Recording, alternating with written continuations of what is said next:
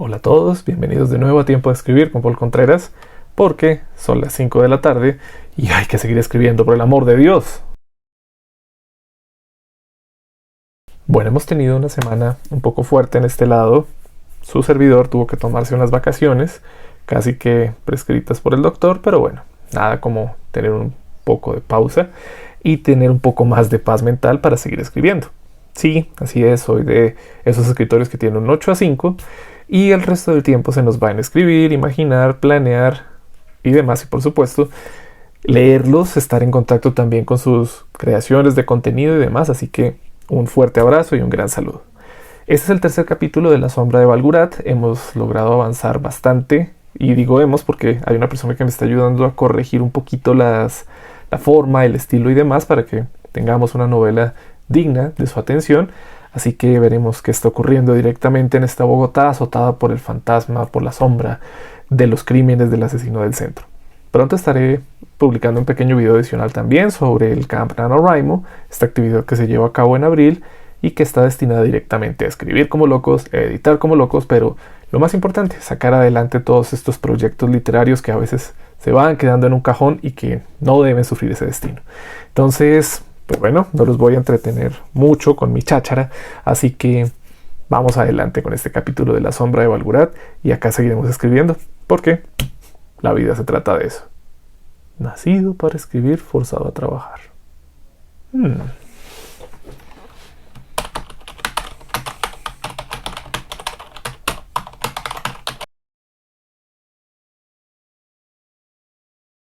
La Sombra de Balgurat, una tubnovela escrita por Paul Contreras para Tiempo de Escribir. Episodio 3. El legado de Camilo. 1.1. La detective se quedó mirando a los dos amigos, que aún estaban fuertemente sacudidos por la visión del edificio humeante. Algunos medios ya grababan algunas notas para la primera emisión de la mañana y los curiosos ya se iban a seguir con sus rutinas habituales. Dolly les tomó del hombro y se los llevó a paso lento hacia una de las esquinas de la cuadra, donde una vendedora ya ponía su pequeño carrito de venta de café negro caliente, una ayuda tremenda para aquellos que necesitaban urgentemente vencer el sueño. Sin mediar palabra, pidió 3 y extendió una taza a cada uno, y sostuvo con la mano derecha la suya, mientras que con la otra sostenía un pequeño portafolio negro. Lamento la situación. Ha sido una tragedia. Era muy joven, respondió Andrés abruptamente, mientras Dolly aprovechaba la interrupción para tomar otro sorbo de café. Había sacado su título de historiador con mucho esfuerzo. ¿De quién hablamos?, preguntó rápidamente Dolly, dejando la taza a la altura del pecho. De Camilo Rojas, mi amigo. Vivía en el piso, que se quemó por completo. Dolly alzó una ceja con incredulidad, pero no dejó que el tono de su voz cambiara ni por un momento antes de volver a interpelar al hombre, que miraba al suelo. Ángela siguió tomando su café con pausas largas, sin poder hablar. ¿Saben de alguien que hubiera querido hacerle daño al señor Rojas? La mujer esperó la respuesta mientras sentía el vapor del café subir hasta su barbilla antes de desaparecer en la fría madrugada bogotana. Pero las palabras parecían demorarse eternidades que se condensaban en los movimientos lentos de Andrés y la indiferencia sorda de Ángela que, a pesar de estar allí físicamente, aún estaba mirando al suelo sin gesto alguno en su rostro. Era un buen amigo, no tenía enemigos. No entiendo qué pudo haber pasado, si es que pasó algo. Ángela sacó su teléfono del pantalón y marcó el número de Camilo, pero la llamada ni siquiera timbró antes de irse al contestador de voz. Dolly esperó el resultado de su llamada, sabiendo que se trataba de aferrarse a la idea de la supervivencia de su amigo. Nadie espera que un amigo fallezca de una forma tan trágica. Puede que esté bien y que hoy haya ido a la casa de su madre. La detective respiró profundo. No sabe cómo me gustaría decirle eso, pero uno de los cuerpos coincide con el dueño del apartamento. Los familiares ya están siendo llamados a medicina legal para la identificación final. ¿Cómo sabe que ese era Camilo?, preguntó bruscamente Andrés. Solo lo había visto una vez. Dolly abrió su portafolio negro y extrajo una hoja con unos sellos judiciales.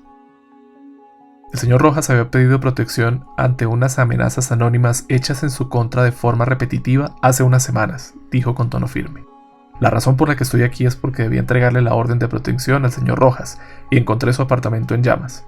A ustedes lo recuerdo, pero de la noche pasada. Ángela siguió pensativa. ¿Estás segura que se trataba de él?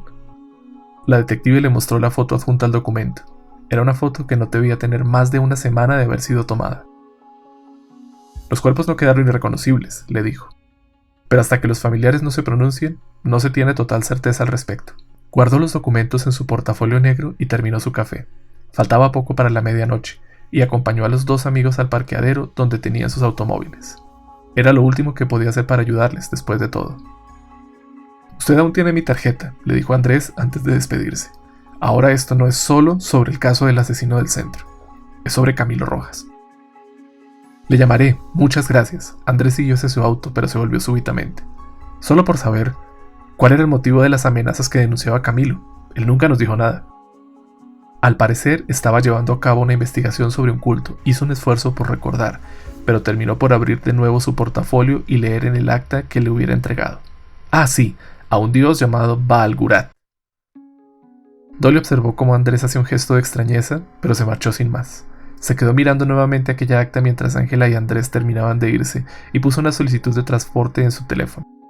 Había mucho por pensar y hacer, y tener a dos personas cercanas a ambos casos era una coincidencia suprema. Se quedó mirando la calle dejando que el frío que azotaba la ciudad pasara de largo mientras su transporte llegaba. 1.2. Andrés se quedó dando vueltas en la cama hasta el amanecer. Ivonne había tenido que demorar su vuelo de nuevo y aún no terminaba con las reformas al nuevo apartamento. Y ahora el asunto de Camilo le preocupaba aún más. Seguro en un par de horas se sabría todo. Pero no dejaba de preguntarse si, al haber tomado el tema del asesino del centro, aquel caso por el que había salido del país ahora venía a encontrarse nuevamente con él, en medio de lo que consideraba era su nueva vida. Se quedó pensando en eso mientras miraba al techo, recordando los eventos del caso. Camilo y Ángela habían sido sus ayudantes no oficiales buscando información sobre el tema de aquellos asesinatos cometidos. Se quedó pensando en eso mientras miraba al techo, recordando los eventos del caso. Camilo y Ángela habían sido sus ayudantes no oficiales buscando información sobre el tema de aquellos asesinatos, cometidos con toda la saña imaginable por alguien a quien parecía que la tierra se lo tragaba luego de cada crimen. No había huellas, no había fotos ni imágenes, tan solo unas pocas en calidad deficiente, salvo las que había revelado aquel canal de YouTube hacía 2 días.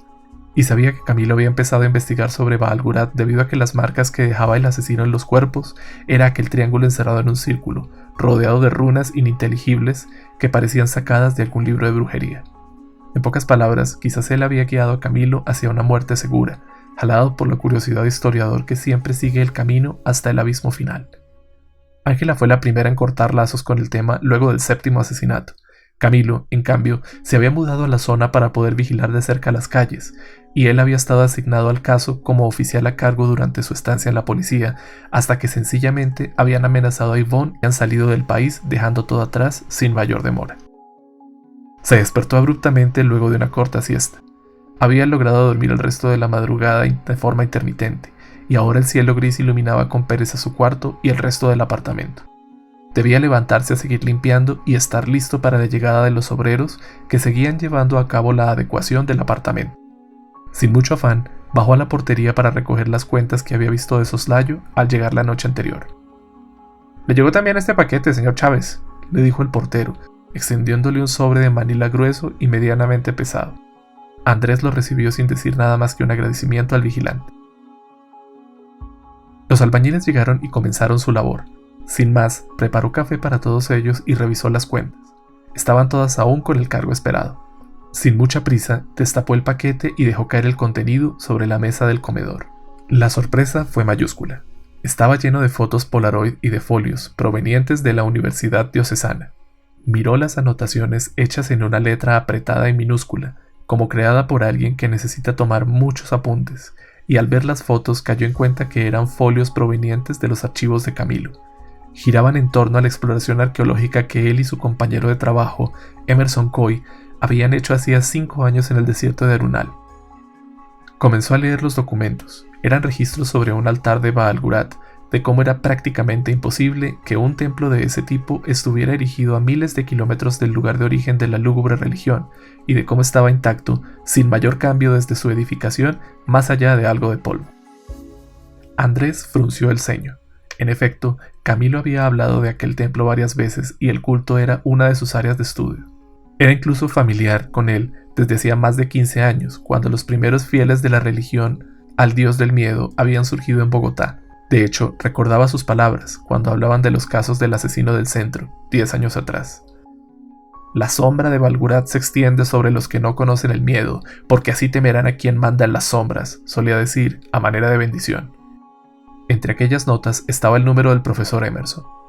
Si alguien estaba tras ese material, o lo que Camilo podría saber, una llamada sería de utilidad para aquel hombre. Agarró su teléfono y lo puso en altavoz mientras seguía mirando las fotos de aquellos muros llenos de imágenes de tragedias, siempre aterrando a pastores y aldeanos, mientras los fieles del dios seguían cubiertos por una sombra de rojo carmesí. 1, 2, 3 timbrazos. La llamada se fue al contestador y se cortó antes de dar cualquier oportunidad de dejar algún mensaje. Pero no lo notó. Estaba absorto en aquellas hojas, llenas de anotaciones con citas de otros libros y comentarios crípticos que se mezclaban con otros menos importantes, como horarios de reuniones o quizás órdenes que estuviera recibiendo en el momento. El teléfono sonó y sacó a Andrés de la concentración de la lectura. Era Emerson llamando de vuelta. «Buenas noches, ¿profesor Coy?» «Con él habla. ¿Quién es?», replicó una voz ligera al otro lado. «Mi nombre es Andrés Chávez. Soy amigo de Camilo Rojas». Hubo un silencio incómodo. Andrés continuó hablando. «Profesor Coy, me enteré de que Camilo había solicitado protección por unas amenazas en su contra, y hoy recibí al parecer un paquete de él con algunas notas y fotos. Yo creo que tiene que ver con el tema del templo de Balgurat». No pudo evitar sentirse raro hablando con un desconocido de aquellos temas que tienen una resonancia extraña, pero la respuesta fue menos esotérica de lo que hubiera supuesto. «Muchas gracias por su advertencia. Camilo me dijo lo mismo hace un par de días, aunque no he recibido mensajes de nadie. Pero me interesa ver esa información. ¿Le importaría que nos encontráramos para verlas?». Pensó en su agenda. Era miércoles. Ivonne estaría la próxima semana en Colombia, y los obreros terminarían su trabajo diario a las 5. «¿Mañana después de las 5 estaría bien?». «Estará perfecto. Mi oficina está en la Universidad Diocesana, en la Facultad de Historia. Es la número 402. Muchas gracias». La comunicación se cortó. Andrés respiró aliviado. Por lo menos tenía un chance de evitar una nueva tragedia. Y eso, en esos momentos de vacío ante la muerte, era valioso. Buscó en los papeles que había guardado en sus bolsillos y encontró el número de la detective Angarita. La llamó y la puso al corriente de la situación con el profesor Coy, citándola al encuentro del día siguiente.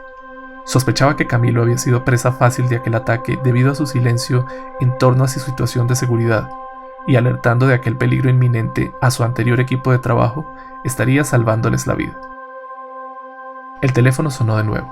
Andrés contestó maquinalmente, pero el mensaje fue corto y seco. «Cúbrase bien los pasos y no juegue con fuego, teniente Chávez. Ni usted ni su familia querrán estar a 3 metros bajo tierra por husmear donde no deben». La llamada se cortó. Andrés revisó el origen de la llamada, pero era un número oculto que no permitió llamar de vuelta. Marcó inmediatamente el número de Ángela, pero la voz entrecortada que le contestó le dio a entender todo en menos de un momento. «Entonces, ¿también te llamaron?». «Acaban de llamarme, un tipo muy extraño, con una voz muy gruesa. ¿Qué crees que sea esto, Andrés?». Andrés tomó una de las fotos de aquel paquete frente a sus ojos mientras con la otra mano hacía el teléfono. Era un sonriente Camilo Rojas en actitud de tomarse una foto a sí mismo con la pantalla de su computador, donde sostenía una videoconferencia con Andrés y con Ángela. Tal parece que el tema de hace 10 años nos está llamando a gritos otra vez. Hacía 10 años, el asesino del centro había estado dejando víctimas con invocaciones a Balgurat. Hacía 5, Camilo había investigado el hallazgo arqueológico junto al profesor Coy. Y ahora, 2 días después de su reencuentro, no solo Camilo había muerto, sino que alguien estaba amenazando a todos los que estuvieran cerca de aquel caso. Tras terminar su corta llamada con Ángela, por un momento pensó en los 2 youtubers que habían puesto vídeos al respecto, pero prefirió alertar nuevamente a la detective Angarita sobre el peligro inminente del tema. Una pesada sombra parecía estarse extendiendo sobre ellos, densa como una telaraña, donde aquel que no se moviera lo suficientemente rápido sería la siguiente presa.